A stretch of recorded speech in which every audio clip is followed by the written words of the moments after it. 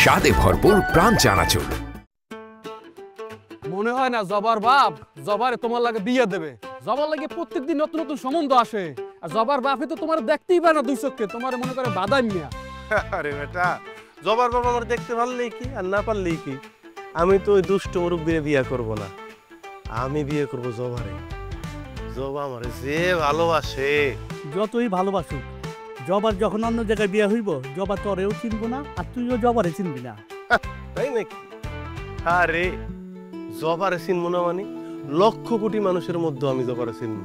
যদি আমার কোনোদিন চোখ অন্ধ হয়ে যায়, তারপরেও যদি জবা আমার সামনে এসে দাঁড়ায়, আমি চিনবো এটাই আমার জবা। মানে আমি ওর অন্তর থেকে ভালোবাসি রে ভাই। তুই কইলি কি আমরা বিশেষ করে গেলাম? আচ্ছা ধর, মনসুরিল জবা তো চোখটা আমরা বাইন্দা দেবো আর দূরে যা দাঁড়াবো। আমি ওই চারজনের মাঝখান থেকে যদি তুই মনসুরে খুঁজে বার করে দিতে পারস, তাইলে মনে করবো তুই জবার ভালোবাসাস। আচ্ছা, ওই যে কইলাম না, তোরা তো মাত্র 4 জন, 4 লক্ষ 4 কোটির মধ্যে থেকেও জবারে বাইর করা আমার কোনো ব্যাপারই না। তোরা আমার চোখ বাইন্দা দে, দেখ আমি মনসুরের খুঁজে বাই করে কেমন দুইটা প্রেমের ডায়লগ দিয়ে দিই। আয় আমার চোখটা বাইন্দা দে, দেখ আমি জবারে কেমনে খুঁজে বাই করে খুঁজে বাইর করবো না, প্রেমের ডায়লগও দিব। আমু না এটা কোনো কথা? পঞ্চাশ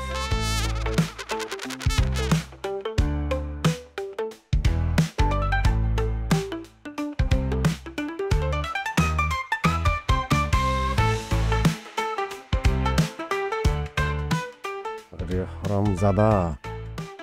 ও মনসুর, দেখ আমি তোর কেমনে খুঁজে বাই করি। মনসুর, এই কইছিলাম না তোরে আমি ধরতে পারবো। শোনো বাবা, আমি তোমার অনেক ভালোবাসি, তোমার আমি সারা জীবন থাকবো। কিন্তু আমি তোমার যতখানি ভালোবাসি, তোমার ওই বুইরা বাপরে আমি ততখানি ঘৃণা করি। ও আমার কি কয়, আমি বলে বাদাই অকর্মা, আমি সব মুখ বুঝা সহ্য করতেছি বাবা। শুধু বিয়াটা হোক, তারপরে তোমার বাপের আমি কি শিক্ষা দিই দেখো। তুমি ভয় পাও না, আই লাভ ইউ, তোমার সুখ রাখবো। এই তুই তুই আমারে কষ্ট দিয়া তুই জবারে সুখে রাখবি, আমার মেয়ের সুখে রাখবি? এই মনসুর, এই তোরে অভিনয় করতে কইছি, এটা আমার আর জবার ব্যাপার। এই হারামজাদা, চুপ কর। তোরে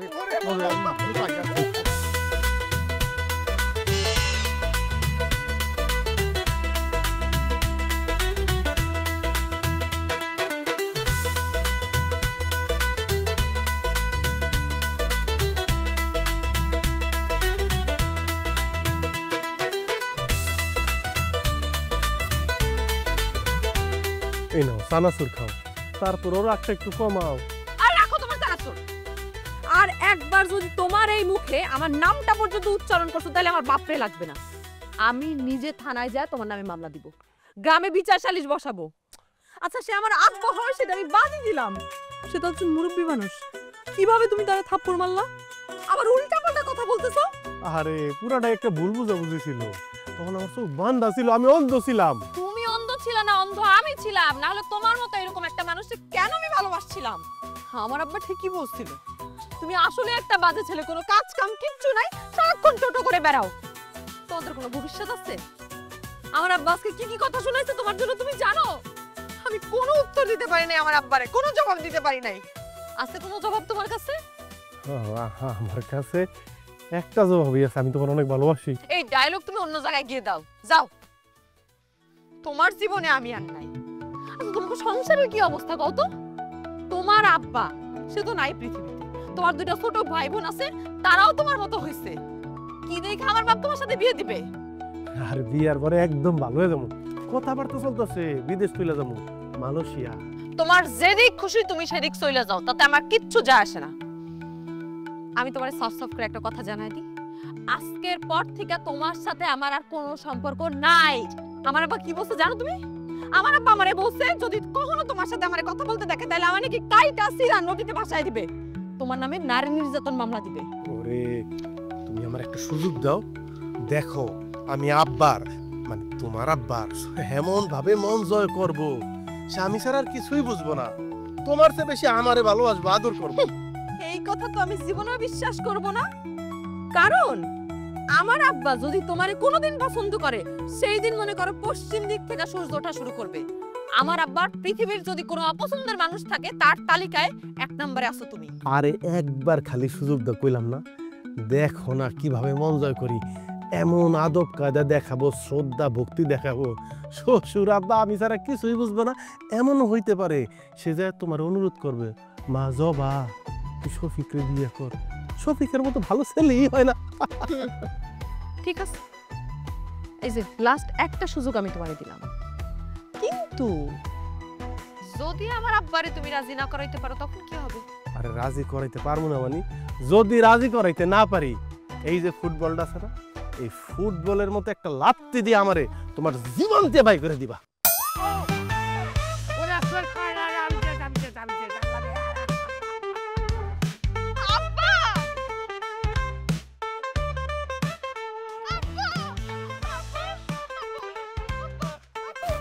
ওরে জমা, ওরে জমা, আমি তোরে মানা করছিলাম তুই ওর কাছে যাইস না। এই হারামজাদা আমারে না ভাইরে কাজ করব না রে মা। তুই আবার গেছস ওইছে এই শয়তানে ধর ধর, ওরে ধর, ওরে মার ধর ধর ওরে ধর ধর। আল্লাহ রে আল্লাহ, আল্লাহ রে আমারে শেষ করে দিছে রে মা।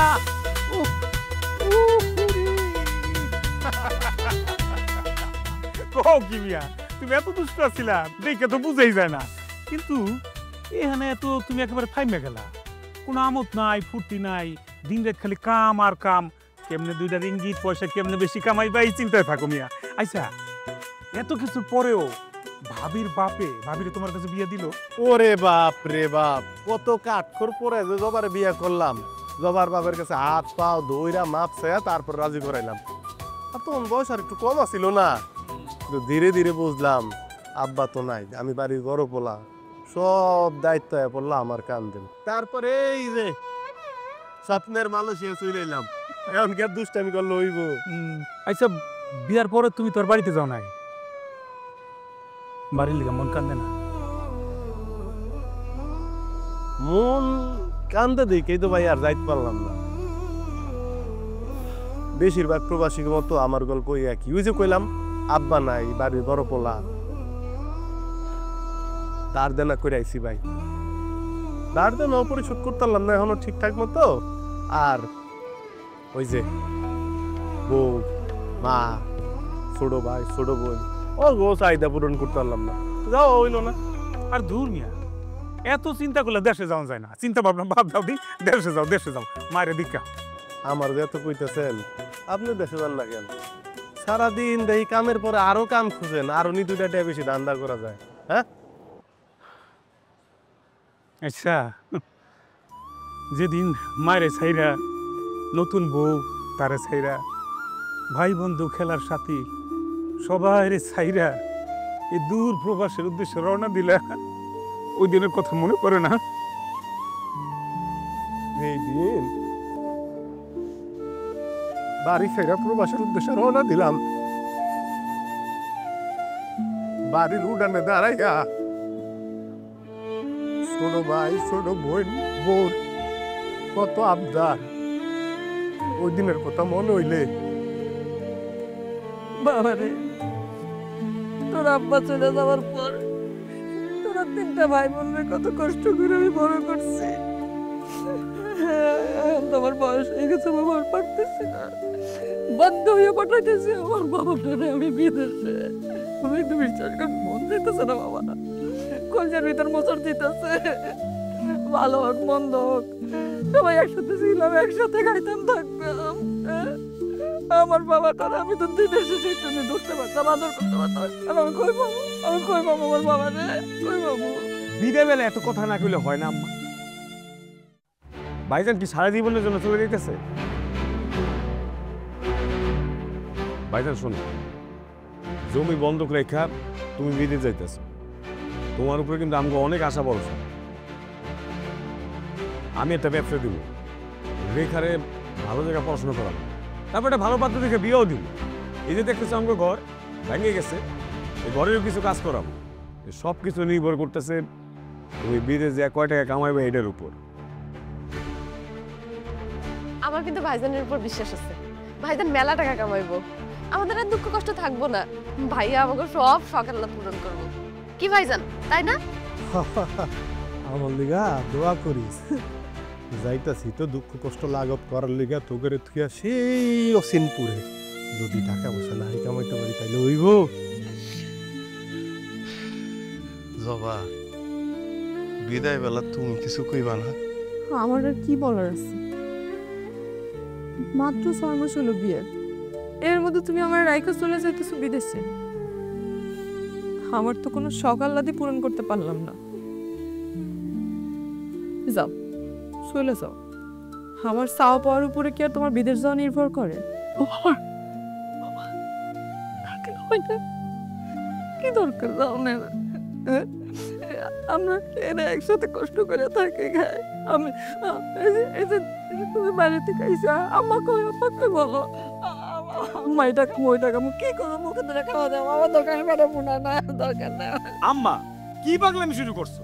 ভাইজানের দেরি হইতেছে না, ভাইজান তো প্লেন মিস করবো। ভাইজান যদি মালয়েশিয়া যেতে না পারে আমাকে তো ধার দেয় না, কেমনে শুধু হইব?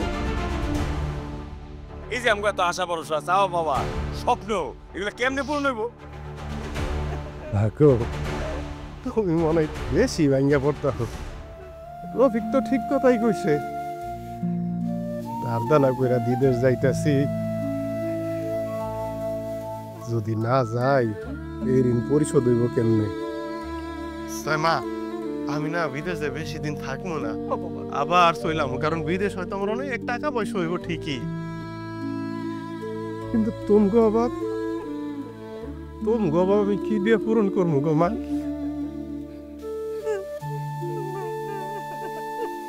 আমি আয়া পড়বো না। ও বাবা, কান্দ না। তুমি যদি এখন কান্দ আমি যাইতে পারবো না। তাই জবা, রফিক, এই রেখা আমি কথা দিয়া গেলাম, আমি তো সব সাদাল্লাত পূরণ করবো।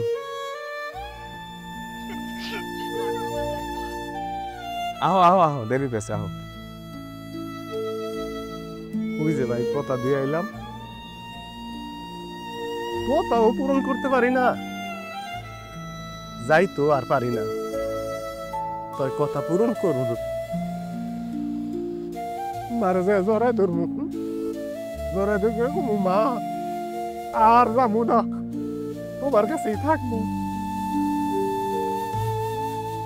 অনেক টাকা ইনকাম করার মধ্যে মা শান্তি পাই না গো। তোমার বুকে থেকে আমি শান্তি পাই। কবে যাবো ভাই, কবে যাবো দেশে? যাই বাবাই যাই, যাই বাবাই। যেদিন সমস্ত আশা ভরসা সব পূরণ হইব, টাকা পয়সা কাহাই করবো, সবার মনের আশা পূরণ করবা, ওই দিন দেশে যাই বাবাই। আল্লাহ নিলে যাইবা।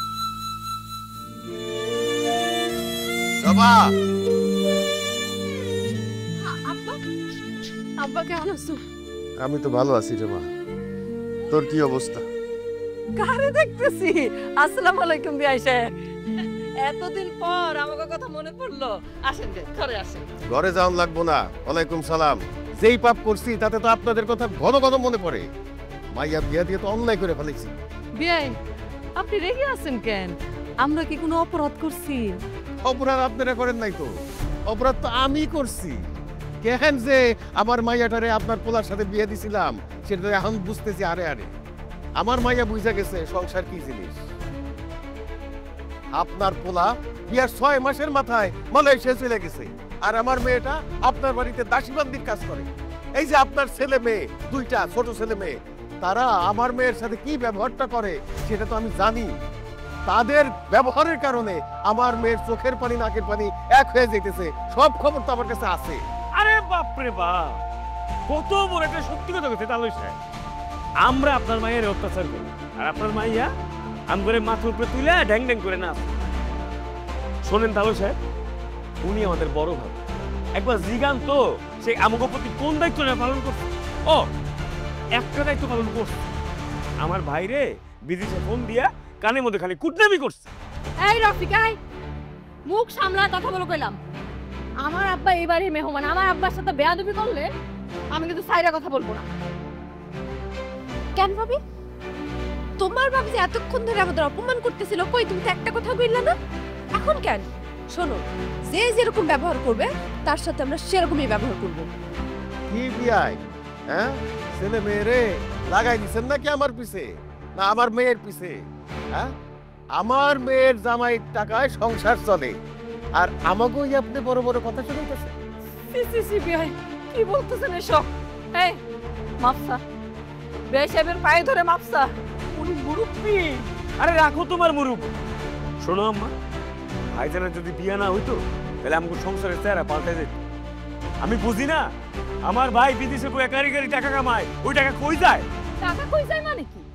টাকা তো তোরা দুই ভাই বোন মিলা খাস। আসলে আমি বড় পাপ করছি, আমার বাপের কথা না শুই না আমি এই বাড়িতে বউ হয়ে আসছিলাম।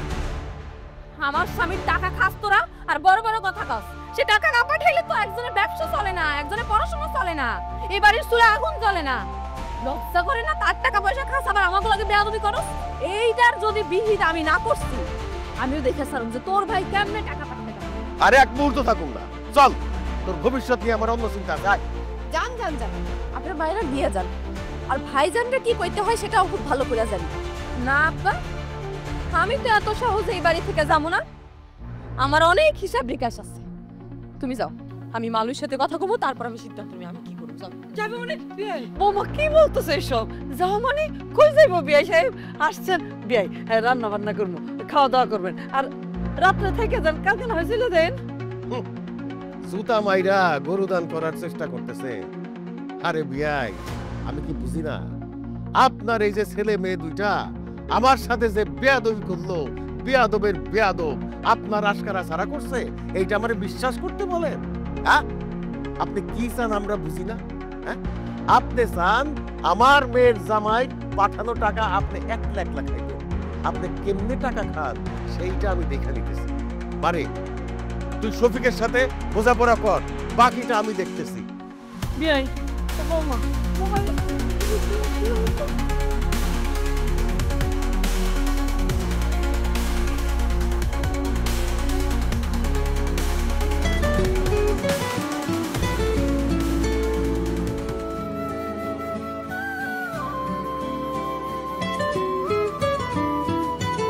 আল্লাহ গো, আজকে জানি বাড়িতে কোন ঝামেলা হয়েছে।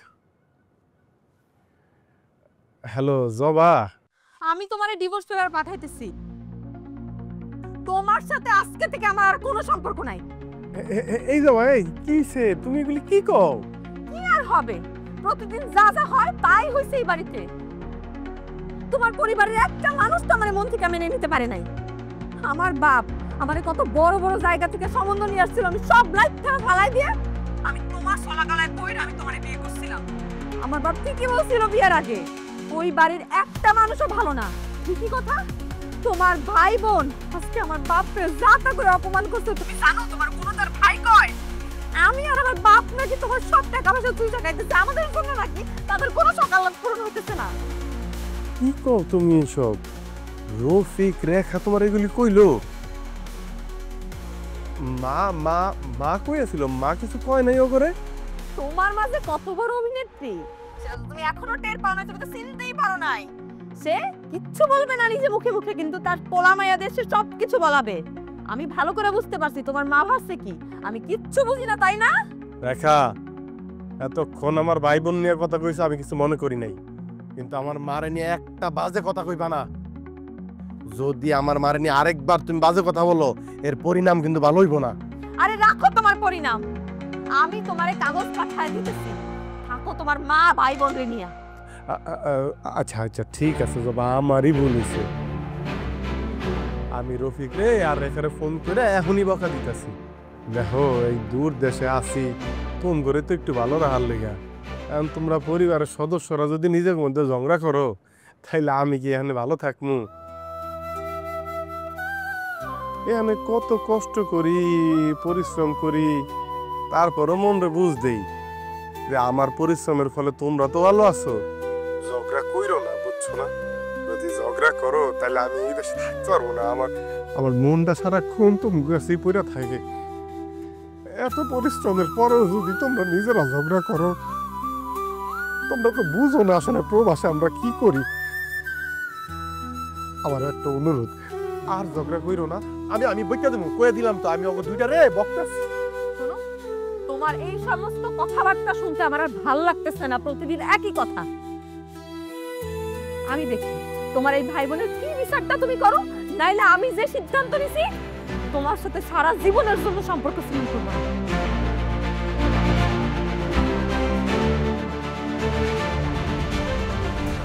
আগুন লেগে যে পরিশ্রম করি।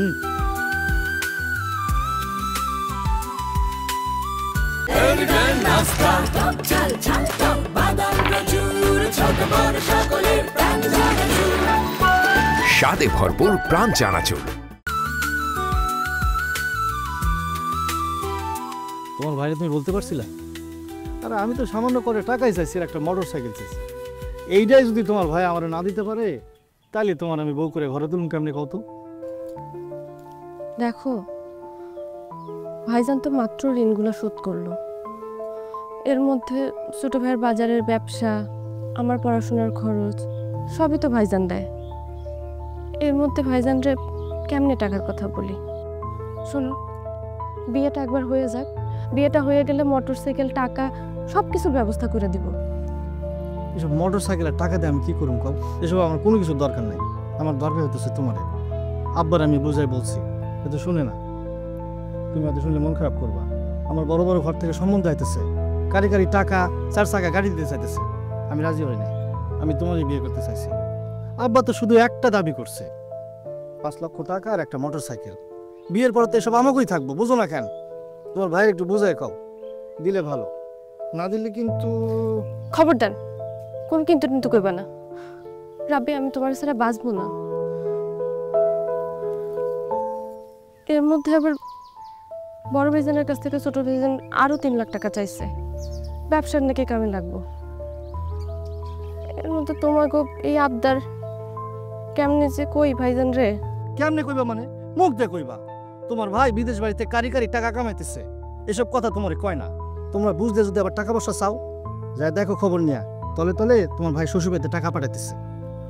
কথাটা তুমি খারাপ কম নাই, মাঝে মধ্যে আমারও মনে হয়। দেখি ভাইজানরে কইয়া টাকার ব্যবস্থা করতে কো।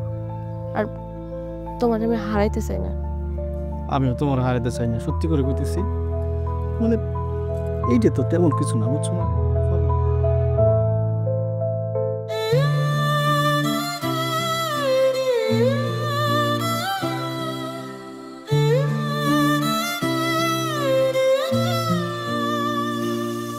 আম্মা, তুমি কি ভাইজানকে ফোন দিছিলা? আমারে ব্যবসার জন্য যে টাকাটা দেওয়ার কথা, সেটা কি সে দিবে না দিবে না? যদি দেয় তাহলে দ্রুত দিতে বলো, না দিলে নাই। কিন্তু আমার এরকম ঘুরানোর তো কোনো মানে হয় না। আরে রেখা, তুই ভাইজানলে একটা ফোন দিতে, লাউড স্পিকার দেবে।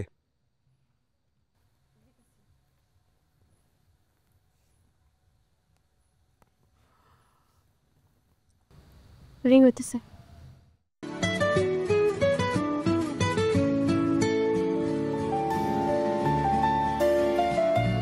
কে কল দিছে? বাড়িতে ফোন দিছে রে মেহেদি। আচ্ছা তুমি কথা কও, আমি ওদিক বসে দিছি। হ্যালো হ্যালো ভাইজান, কেমন আছিস রে রেখা? ভাইজানের কথা মনে পড়লো তাইলে? ভালো আছি ভাইজান। আর তুমি যে কি কও না, তোমার কথা তো সব সময় মনে পড়ে, কিন্তু তোমার কি আর আমার কথা মনে পড়ে? এটা তুই কেমন কথা কইলি রে বোন? আর তোর কথা যদি মনেই না পড়ে, তাহলে এই দূর দেশে কাগলিকে কষ্ট করে, কাগলিকে সারাদিন পরিশ্রম করি। ভাইজান, এটা কেমন কথা? তোমারে ফোন দিলে খালি শুনতে হয় তোমার কষ্টের কথা। তুমি কি বিদেশে একলা থাকো? আর কেউ বিদেশ থাকে না? বড় ভাইরা তার ছোট ভাই ছোট বোনগুলোকে কত কিছু করে, আর তোমারই তো কোনো কিছু করার উপায়ই নাই। তোমারে ফোন দিলে খালি শুনতে হয় তুমি কষ্টই করতেছো, কষ্ট করতেছো, কষ্ট করতেছো। এত যে কষ্ট করতেছো, বিয়েগুলো কই? ও বুঝছি তো, মাশাআল্লাহ, যেই পরিবারে তুমি বিয়ে করছো ভাইজান, ওই টাকার মুখ আমগো দেখা লাগে। করো যত পারো শ্বশুর বাড়ির সকালাত পূরণ করো। এই বেয়াদব, মুখ সামলে কথা বললাম, তাহলে কিন্তু আমার পায়ের জুতো তোর গালে উঠতে সময় লাগবে না। শুনছো ভাইজান, তোমার বউ কি কয়? আমারে বলে জুতো দিয়ে মারবো। এত যে আজকারা তুমি দিছো, এটা আমি খুব ভালো করে বুঝছি। তাই তুমিও কান খুলে একটা কথা শুনে রাখো, তোমার বউ যদি আমার গায়ে তুলতে হয় আমি কিন্তু সাইডে কথা বলবো। রফিক কথা হিসাব কিতাব করে কবি জবা তোর মুরব্বী বুঝলা পাইছ না জবা আমার বউ তোর ভাবি এখন তো বউ সাপোর্ট নি ভাই, কারণ বউ তো তোমার জাদু টোনা করছে, এটাকে আমি বুঝছি না। শোনো, এত কথা কর দরকার নাই। তুমি আমার 3 লাখ টাকা দিবা নাকি এটা দেওয়ার লেগে তোমার বউ থেকে পারমিশন নেওয়া লাগবে? হ্যালো ও আব্বা, আব্বা শোনো, তুমি ওকে কারো কথা মাথায় নিবা না। তুমি তোমার মতন থাকো, তোমার মতন কাজ করো আব্বা। এদিকটা আমি সামাল দিব তো, আমি আছি না, তোমার মাথা মরে যায় নাই। হ্যাঁ, তুমি তোমার মতন কাজ করো আব্বা। হ্যাঁ, তুমি সাবধানে থেকো আব্বা, নিজের প্রতি খেয়াল রেখো। আচ্ছা আব্বা, আচ্ছা রাখো রাখো আব্বা।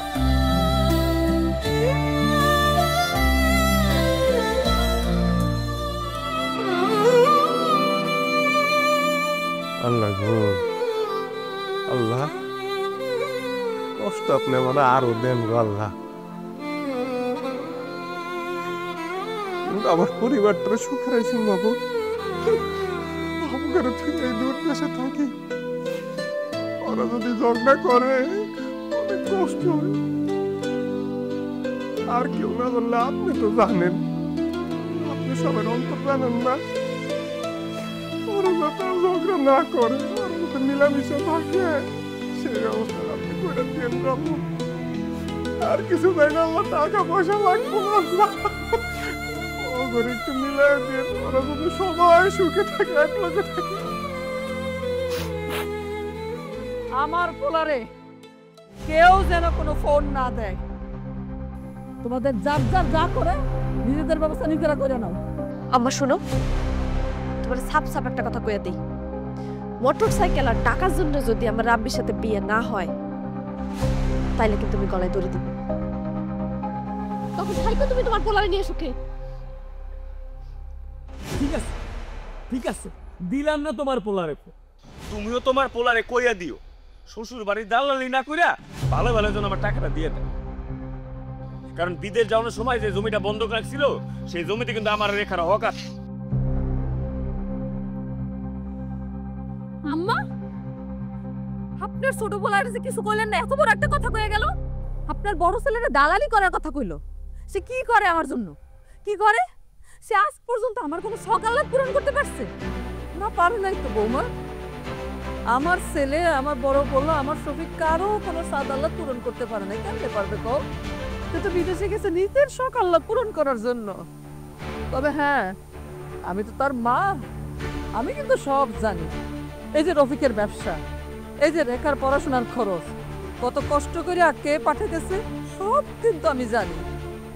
এই যে তোমার আব্বারে তোমাদের বাড়ির পিছনের জমিটা কেনার জন্য যে 3 লাখ টাকা পাঠিয়েছে আমার ছেলে, সেটাও কিন্তু আমি জানি।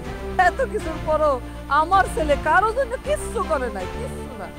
বাবা বাবা, আপনার ছেলের কাছ থেকে আমার আব্বা 3 লাখ টাকা নিয়েছে, সেই কথা আপনি আমাকে শোনা দিলেন?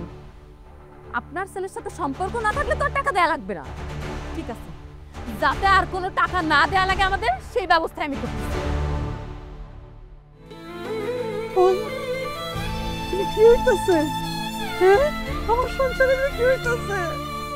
আমার ছেলে তো এত কষ্ট করে কারো মন পাইতেছে না।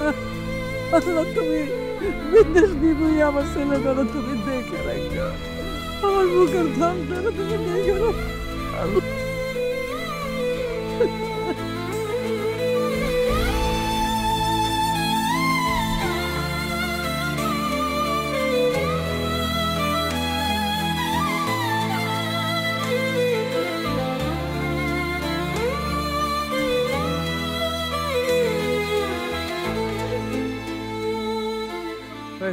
শফিক ভাই, কালকে যে ওই যে ইউরোপিয়ান গেস্ট গেল, এরা কি কোনো টিপ দিছিল? ও ভাই, 50 রিঙ্গিত দিছিল। তাহলে তো ভালোই দিছে। হ্যাঁ, কিন্তু 50 রিঙ্গিত দিয়ে কি হইব? আমার লাগবে লাখ লাখ টাকা। এত টাকা দিয়ে কি করবা? বড় লোক মতো মালয়েশিয়া একটা সেকেন্ড হোম বানাইবা না কিনিয়া? বাইরে ফার্স্ট হোমের যে অবস্থা, মানে দেশের বাড়ি যে ঝামেলা, আবার সেকেন্ড হোম। আবার কি হলো? ওই ছোট বোনটার বিয়ার কথা চলতেছে তো, যেই ছেলের সাথে বিয়া, ওই ছেলে নগদ কিছু টাকা চাইছে, আবার একটা মোটর সাইকেল চাইছে। আবার ছোট ভাইটার ব্যবসা, ও আবার 3 লাখ টাকা চাইছে, কোন তো কি একটা অবস্থা। তুমি আর টাকা জোগাড় করতে করতে শেষ হয়ে যাবে। আর যেই পোলা যৌতুক নিয়ে বিয়ে করতে চায় এই পোলার কাছে বোন দেওয়ার দরকার নাকি? আমি তো বিয়া দিতেছি না রে ভাই। মা কইলো ওই পোলার লগে বিয়া না হইলে আমার বোন নাকি যে কোনো একটা দুর্ঘটনা ঘটায় ফেলতে পারে। বুঝছি, প্রেম ভালোবাসার বিষয়, কিন্তু ভাই রে ওগো প্রেম ভালোবাসার লিগে তুমি জীবন দিবে নাকি? আর ওই তোমার ছোট ভাইটা এ তো দেখে একটা বেকুব রে ভাই। কয়দিন আগে তুমি আমার সামনে টাকা পাঠাইলে না? পাঠাও নাই। এখন আবার 3 লাখ টাকা কেমনে চায়, কোন আকেলে চায়? আসলে ওগো তো আর দেওয়ার মতো কেউ নাই। আব্বা তো মারা গেছে সেই ছোটবেলায়। আমি বড় ভাই হিসেবে সব দায়িত্ব এরপর আমার কান্দে। আরে ভাই রে, দায়িত্ব পালন করার লিগে তোমারও তো সুস্থ থাকুন লাগবে নাকি? এত টেনশন আর এত পরিশ্রম করতে করতে তোমার যদি একটা ক্ষয়ক্ষতি হয়ে যায় তখন তাকে চাহিদাটা পূরণ করবো কেডা? আসলে হয়েছে কি, ওরা ছোট ভাই কিন্তু ছোট মানুষ, বাস্তবতা বোঝে না। সাদেক ভাই, জলিল ভাই হেউ কাছে আমি কিছু টাকা ধার চাইছি। আপনিও যদি কিছু টাকা আমার ধার দিয়ে সাহায্য করতে পারেন আমি আবার দিয়ে দিমু। আসলে সকল নষ্টের মূল তুমি নিয়ে। তুমি এই যে যখন চাই তখন দাও, যখন চাই তখন দাও, দিতে দিতে লোভ বাড়াই হেলাইছো। তোমার জায়গায় আমি থাকলে যে কি করতাম? কি করতেন এটা তো আমি ভালো বেড়েই জানি। এই যে গত মাসে কত কষ্ট করে ভাবির লেগে একটা স্বর্ণের চেইন পাঠাইলেন, ছোট ভাইয়ের লেগে মোবাইল পাঠাইলেন, কেন পাঠাইলেন? বাইরে আমরা যত কথাই করি, দিন শেষে দেশে থাকে আমাকে আত্মীয় স্বজনদের একটু খুশি রাখতে পারলে, একটু আনন্দ রাখতে পারলে এর চেয়ে বড় সুখ আমাদের কাছে আর কিছুই নেই। যদি এর চেয়ে বড় সুখ থাকতোই তাহলে ভাবির লেগে এত কষ্ট করে চেইন পাঠাইলেন কেন? ছোট ভাইয়ের লেগে মোবাইল, এই উত্তর দেন। দুনিয়া তোমার লোক কোনদিন কথাই পারলাম না, যুক্তিতে পারলাম না। আচ্ছা দেখি আমি তোমার কয়টা দিয়ে হেল্প করতে পারি। হ্যাঁ, তুমি এটি পরিষ্কার করে রাখো, আমি ওই রুমে যাই।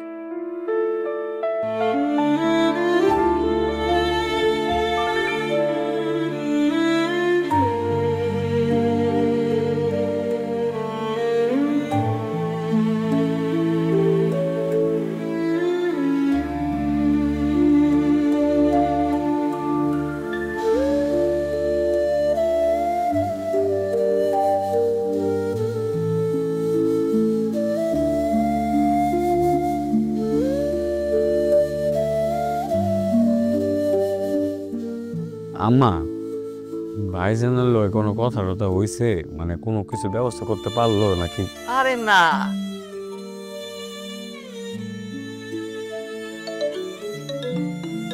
ওয়াল্লাহ আমার শফিকই তো ফোন দিছে। আম্মা লাউড স্পিকার দাও, দিয়ে ব্যবস্থা করতে পারছি না? আব্বা কেমন আছো আব্বা তুমি? আমি ভালো আছি, তোমরা কেমন আছো মা? আমরা সবাই ভালো আছি আব্বা, সবাই ভালো আছি। টাকা কথা আমি কইতে পারুম না। মা, রফিকরা রেখার উপর টাকা লয়ে কোনো চিন্তা করতে না, টাকার ব্যবস্থা আমি করতেছি। আরে আমি বড় ভাই থাকতে ওরা যদি টাকা লয়ে টেনশন করে তাহলে আমার থেকে লাভ কি? এত টাকা তুই কই পাবি? তুই তো এত বেতন পাস না রে বাবা। জলিল ভাই, রফিক ভাই, জব্বার কাকু আছে না, এর কাছে আমি কিছু টাকা ধার চাইছি, এরা কইছে দিব। আর একটা কাম পাইছি মা, ওই কামটা করলেও মেলা টাকা পাম। তুমি কি এমন কাজ পাইছো যে বেশ কিছু টাকা পাওয়া যাবে? এতগুলা টাকা কেমনে পাবা? ও জবা, তুমি তো জানো আমি একটা বড় হোটেলে কাম করি, শনি রবিবার বন্ধ থাকে। ওই জায়গায় এক ভাই কইছে কয়লা খনিতে কাম করবো কিনা। কয়লার খনিতে কাম করলে তো মেলা টাকা পাওয়া যায়। তাছাড়া এই কয়লার খনিটা আবার নতুন, ভয় কেউ যাইতেছে না, মেলা টাকা দিব। আমি আল্লাহ ভরসা করে রাজি হয়ে গেছি। কি আশ্চর্য কথাবার্তা! তোমার কি মাথা খারাপ হয়েছে? কয়লার খনি তুমি বুঝো? কত বড় ঝুঁকির কাজ তুমি করতে যাইতেছো, আর অন্য মানুষরা কেন এই কাজ করতে রাজি না তুমি বুঝো না? এখানে মৃত্যুর ঝুঁকি আছে তো। কয়লা কি খাও? না আপা দরকার নাই, দরকার নেই আব্বা। তোমার ওই খনি জমিতে নামার দরকার নেই, কোনো এত টাকার দরকার নাই। বাদ দাও আব্বা, বাদ দাও। আরে মা, তোমরা খামাখা টেনশন করতেছো তো। আরে আমি যদি না নামি কেউ না কেউ তো নামবই। হ্যাঁ, নিরাপত্তা আছে না বিদেশের বাড়ি। আর আমি যদি এখন কয়লার খনিতে না নামি তাহলে রফিকার রেখা যে এত মিনি টাকা লাগবো, এই টাকা কই পাবো গো মা? তোমরা খালি দোয়া করো, আমার কিচ্ছু হইব না। বুঝুন না আম্মা, ভাইজান তো ঠিকই কইছে, ভাইজান না নামলে কেউ না কেউ তো নামবো। আর ভাইজান কে এই সুযোগ প্রত্যেকদিন পাইবো? আর ঠিকই তো। শোনো আম্মা, বিদেশে খনিতে উন্নত নিরাপত্তা ব্যবস্থা থাকে। ঠিক কথা কইছি না ভাইজান? ঠিকই কইছস। আমার কি হইব আবার, এই যে অনেক নিরাপত্তা আছে, কিন্তু ভাই আমার একটা কথা দে, তোরা নিজেরা আর ঝগড়া করবি না। আরে ভাইজান ঝগড়া করুন কেন? আমরা যে তোমার কত ভালোবাসি এটা তো বুঝতে পারুম না। হ ভাইজান, আমিও কিন্তু তোমারে মেলা ভালোবাসি, কিন্তু সবাইরে বুঝাইতে পারি না। তোকে ভালোবাসা টের পাই না, তোকে ভালোবাসা টের পাই। একটা অনুরোধ করি তোর কাছে, আমি তো মার কাছে নাই, মারে কষ্ট দিস না।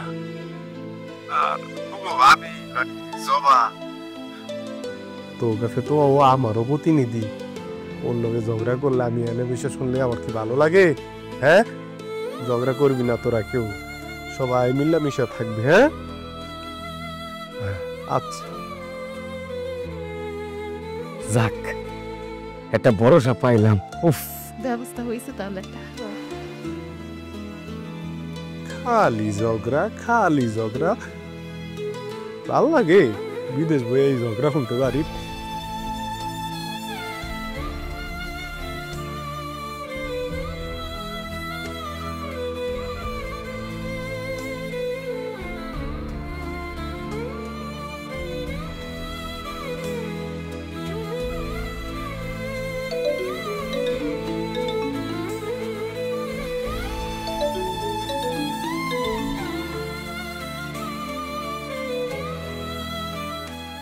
হ্যালো জবা, মেলা রাইত হয়েছে তো এই কারণে মারে আর ঘুমোতে জাগানোর দরকার নাই।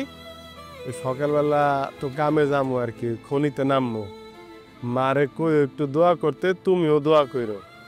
মার দোয়ায় শুধু কাজে লাগবে, আমার দোয়া তো আর কোনো কাজে লাগবে না। এই যে তুমি আমার লগে আবার রাগ করছো। সকালবেলা কয়লা খনিতে নামবো, ভাবলাম খনিতে নামার আগে তোমার লগে একটু শেষবার মতো কথা কই। তোমার আমি কত ভালোবাসি তুমি জানো না জবা? তাই তো জানতাম, আর সেটা যাই নাই। এত বড় বড় ঘরের সম্বন্ধ আমি ফিরিয়ে দিয়ে তোমারে বিয়ে করছি, কিন্তু এখন আমার মনে হইতেছে আমি যা জানতাম তা ভুল জানতাম। তুমি ভুল জানতা না, তুমি সত্যিই জানতা। হ্যাঁ এইটা ঠিক যে প্রবাসে হয়ে আমি তোমার সব চাহিদা পূরণ করতে পারতাছি না, তবে আমাকে দিন ঘুরবো, সেই দিন আমি তোমার রাজরানী বানায় রাখবো। হইছে আর রাজরানী। একটা কথা বলবো তোমারে, তুমি রাখবা? এই যে ভাই, তুমি যদি আমার না কও তাহলে কারে কইবা? হ্যাঁ, তোমার আমার ছাড়া অন্য জায়গা আছে? কও কি? আমার কথার কি আর কোনো দাম আছে তোমার কাছে? আচ্ছা থাক, তোমার সকালে আবার কাম আছে, ফোন রেখে ঘুমাও। এই যে জবা, এই যে দিতাছো কিন্তু মনটা খারাপ কইরা। কি কইতে চাইছিলা? কিছু মনে করবা না তো আবার? আরে তোমার কথা আমি মনে করবো কেন? তুমি আমার না কইলে কারে কইবা? কও দেখ আমি কথা রাখি কিনা। তুমি তো কয়লার খনি থেকে অনেকগুলো টাকা পাবা, তা দিয়া তোমার ভাইরে ব্যবসা দিয়ে দিবা, তোমার বোনের বিয়ের টাকা দিবা, বোন জামাইরে মোটরসাইকেল কিনা দিবা, সবাইরে সব দিবা। আজকে বাজারে গিয়ে মাসুর স্বর্ণকারের দোকানে একটা চেইন দেখছিলাম, চেইনটা আমার অনেক পছন্দ হয়েছিল। ওজনও বেশি না, 2 ভরি হবে হয়তো, 2 ভরির মতনই। তো তুমি কয়লার খনিতে কাজ করে টাকা পাবা, তখন আমার কিনা দিবা ওইটা। কও, কথা দাও। 2 ভরি স্বর্ণের চেন? 2 ভরি স্বর্ণের চেনের তো মেলা দাম। তুমি জানো না কয়লার খনিতে আমি কি কারণে নামতাছি জবা? এত টাকা আমি কই পামু? আমি চাইলেই তোমার যত সমস্যা, তোমার মা ভাই বোন তাদের বেলায় কোনো সমস্যা নাই। আর আমি জানতাম তুমি যে আমার ওই কথাটাও শুনবা না। আমার সকাললাদের যে 2 পয়সার দাম তোমার কাছে নাই সেটা আমি খুব ভালো করে জানি। আমি মরে গেলে আমার কবরে আগরবাতি দিতেও আইসো না, কারণ আগরবাতি কিন্তু তো আবার টাকা লাগবে। না ঠিক আছে তুমি রাগ করো না। এই যে আমি দূর দেশে রয়েছি কার কারণে? তোমার কারণে না। তোমার চেইন না দিলে কারে দিমু? চেইনের টাকাটা যাতে জোগাড় করতে পারি এইটার লইগা একটু খালি দোয়া করো। রাখি জবা। ঠিক আছে।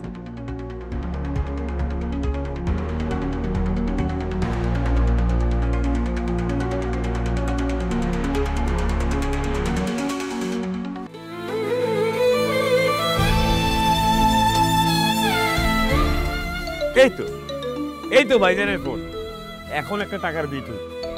ভাইজান লাউড স্পিকার দাও না। হ্যালো ভাইজান, শফিক বাড়ির নাম্বার না? জি, আপনি কে? ভাইজান কই? ওই আমার নাম জালাল, আমি আপনাকে শফিকের লগে এক লগে কাজ করি। ওই যে শফিক আজকে যে ওই কয়লার খনিতে কাম করতে নামছিল না, ওই কয়লার খনিতে বিস্ফোরণ হচ্ছে। বিস্ফোরণ হয়ে আপনাকে শফিক মারা গেছে।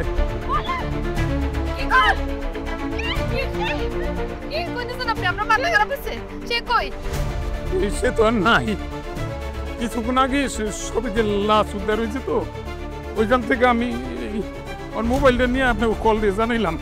কিছু নিয়ম কানুন আছে, তো ওইগুলো সম্পূর্ণ হইলে আমরা যত তাড়াতাড়ি পারি লাশ দেশে পাঠাবো। আপনারা ওইদিকে প্রস্তুত থাকেন।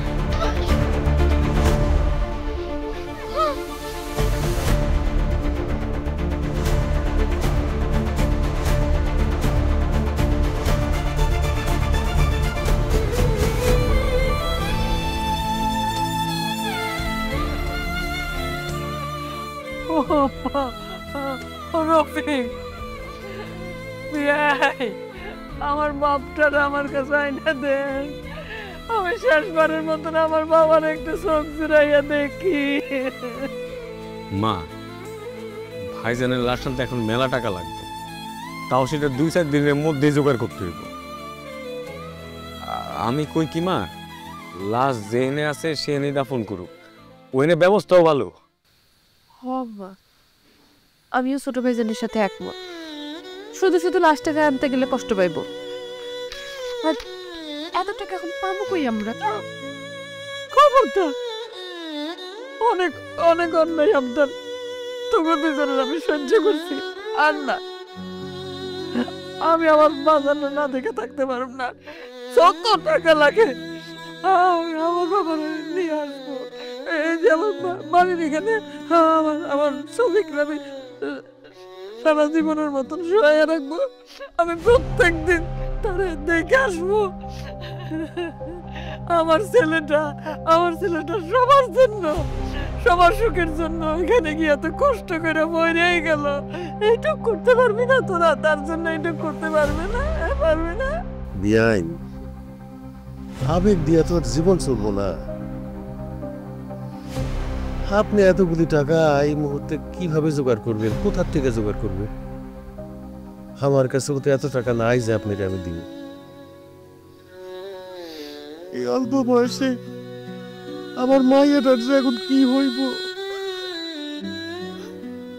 আল্লাহ গো, আমার সাথে কেন মনে হইল? আল্লাহ না, কারো কোনো কথা আমি শুনুম না।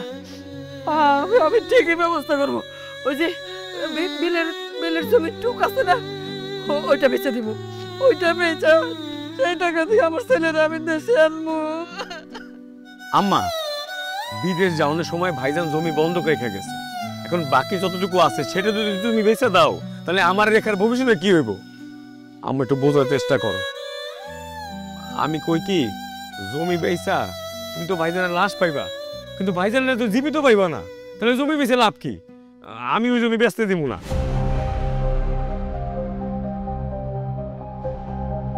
বুঝে গেছি, আমার আর কিচ্ছু বোঝানোর দরকার নাই। যা বোঝার আমি বুঝে গেছি। লাগবো না তো কারো জমি, কারো কোনো টাকা পয়সা আমার লাগবো না। আছে না আমার ভাগের জমিটুক আছে তো, ওটা তো আমার। ওটার মতো তোকে কারো হাত নাই। ওইটা বেচে দেব। আমি টাকা দিলে নিয়ে দিতে পারবি।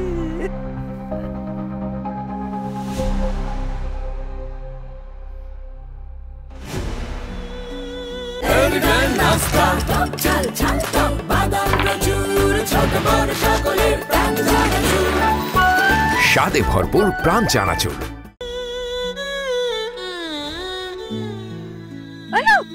খবরদার, কেউ ছিবে না, আমার বাবারে কেউ ছিবে না তোমরা। আমি আমার শেষ সম্বল বিক্রি করে আমার ছেলেরে আনছি। কেউ ছিবে না। আমার ছেলে অনেক কষ্ট করছে, আমার বাবাটা কত কষ্ট করছে, আমার বুকের মানিকটা বিদেশে গিয়া কত কষ্ট করছে। তোমরা ছিলেন, আমার ছেলের কষ্ট আরো বাইরে দেবো। আমি তো আর কষ্ট পাইতে দেব না। আমি আমার বাড়ির ওই কোনাতে আমার ছেলেরা আমি যত্ন করে রেখে দেব। আমার মূলত তোমার কাছে ব্যর্থ ভাই, কারো কাছে ব্যর্থ স্বামী, কিন্তু আমার কাছে তো সে আমার নারী সেরা ধন। আমার ছেলে কত কষ্ট করতে টাকা কিছুই করেছেন না, নিজের জীবনটা পর্যন্ত দিয়ে দিছে। আমার ছেলে তো তোমাদের সবার সুখ নষ্ট করছে, তাই না? সুখ নষ্ট করছে না? আর তো সুখ নষ্ট করার জন্য কেউ নাই, চলে গেছে তো, চলে গেছে আমার বাবা। আমি দেখুন তো আমার বাবার, একটু দেখুন।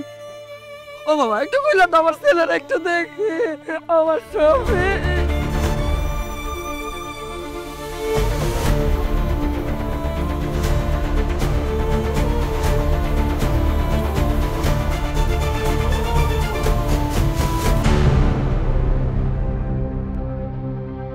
শফিক কই? আমার শফিক কই? টাকা দেন, টাকা দেন, এখানে নিয়ে। মা,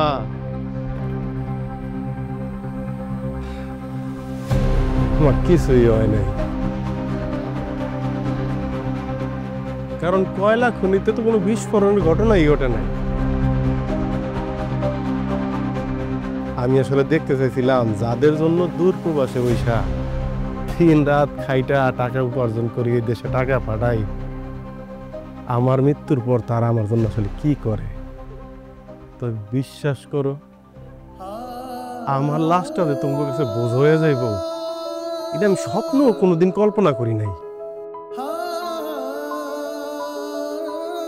গত 2-3 দিন এই বাড়িতে কি কি করছে আমি কিন্তু সবই জানি, কারণ এই গ্রামে তো আমারও 2-1টা ভালোবাসার মানুষ আছে। জানো জবা, আমরা প্রবাসীরা না অনেক বোকা। এই যে তোমরা যখন দেশের মধ্যে প্রতিযোগিতা করো ভালো থাকার, ভালো খাওয়ার, ভালো পড়ার, শরীরের যত্ন নেওয়ার, তখন আমরা প্রবাসীরাও ওই বিদেশ বইয়া প্রতিযোগিতা করি। এই মাসে কেমন আর একটু বেশি টাকা বাড়িতে পাঠান যাইব, ওই যে বাইয়ের আবদার মিটান যাইব, বোনদার একটা ভালো করে বিয়া দেওয়া যাইব, প্রিয়তমা স্ত্রীর স্বাদ আহ্লাদ পূরণ করা যাইব। মোট কথা পুরো পরিবারটার কেমনে সুখে রাখা যাইব, প্রত্যেকটা প্রবাসী বিদেশ বসে প্রতিযোগিতা করে। কিন্তু এই বোকা লোকগুলি বোঝে না যে দেশে রাইখা যাওয়া তার নিকট আত্মীয়দের মধ্যে অনেকেই তাগরে ভালোবাসে শুধুমাত্র অর্থ আর স্বার্থের কারণে। অথচ এই মানুষটারে দেখো, মা, আরে মারে, কোনো দিন জোরে একটা কথা কইতে আমি শুনি নাই, কিন্তু যখন তোমরা সবাই অস্বীকার করছো আমার লাশ আনবা না, তখন সিংহের মতো চিৎকার করে উঠছে আমি আমার পোলার আনবই, প্রয়োজন আমার ভিটা বাড়ি সব বেচে হইলো আনবো। এবং সে কিন্তু তাই করছে। এই জন্যই মনে হয় কবি বলছিল, মা কথাটি ছোট্ট অতি, কিন্তু যেন ভাই মায়ের মতো মধুর নামটি ত্রিভুবনে নাই। যাই হোক, এত কিছু তো ওই টাকার জন্যই। এই যে টাকা আছে, কফিনে টাকা আছে, তোমরা সবাই এই টাকা নিজের মতো ভাগযোগ করে নিয়ে যাও। ওই জবা, তুমি একটা গলার হার চাইছিল না, আমি ওইটাও নিয়ে আইছি। এটা মাসুদের দোকানের চেয়ে ভালো। এই সম্পত্তি তোমরা সব নিয়ে যাও, নিয়ে সুখে থাকো, কিন্তু আমি তোমাকে মারে দিব না, কারণ এই সম্পদের মূল্যায়ন তোমরা করতে পারবো না। মা যখন আমার পেটে ধরছে, সেই থেকে আমার মৃত্যুর খবর পাওয়া পর্যন্ত তার কিন্তু আমার প্রতি আদর, ভালোবাসা, মমতা বিন্দু পরিমাণ কমে নাই। কারণ কি জানো? কারণ এই ভালোবাসা, এই মমতার মধ্যে স্বার্থ আর অর্থের যে কোনো ব্যাপার ছিল না। তোর আমার দুনিয়া সব সম্পদ নিয়ে যা ভাই, যা আছে সব নিয়ে যা, কোনো দিন আমি তোর কাছে যাবো না, কিছু পাবো না, কিন্তু মারে দিব না। মা গো, ও মা, তুমি আমার লগে থাকতে পারবো না মা? আল্লাহর কাছে লাখ লাখ শুকরিয়া, আমার বাবা ফিরে আইছে। আমার বাবার আর কোনো জায়গায় যাইতে দিব না, কোনো জায়গায় না। ভাইজান ভাইজানের মানে মাফ করে দেবো ভাইজান। রফিক ওট ওট রফিক, পাগলামি করিস না, পাগলামি করিস না রে ভাই। ভাই তোমার মতো কখনো ভাইবা দেখি নাই। আসলে জানো, প্রত্যেকটা প্রবাসী না এক একটা যোদ্ধা। তোমার যে সম্মান দেওয়ার কথা ছিল, লোভে পড়ে অন্ধ হয়ে গেছিলাম, তাই তোমার সেই সম্মানটা দিতে পারি নাই ভাই। ভাই আমার মাফ করে দাও ভাই। হ ভাইজান, ঠিকই কইছো। প্রত্যেকটা প্রবাসী একজন বীর, যারা শুধু পরিবার গঠনে না, দেশ গঠনেও অংশ রাখে। আর এই মানুষগুলোকে আমরা না বুঝা কষ্ট দিই। ভাইজান আর কখনো এরকম হইব না, আমার মাফ করে দাও। তুমি আমারেও মাফ করে দাও।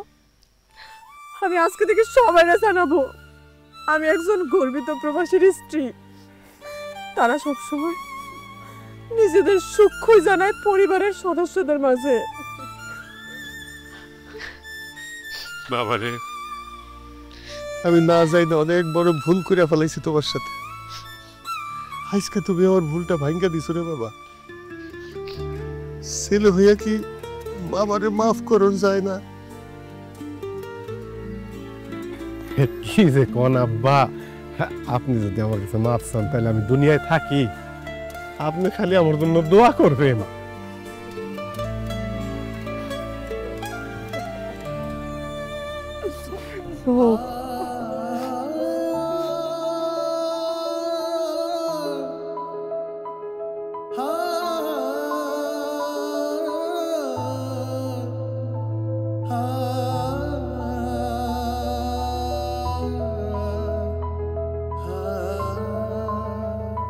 हाँ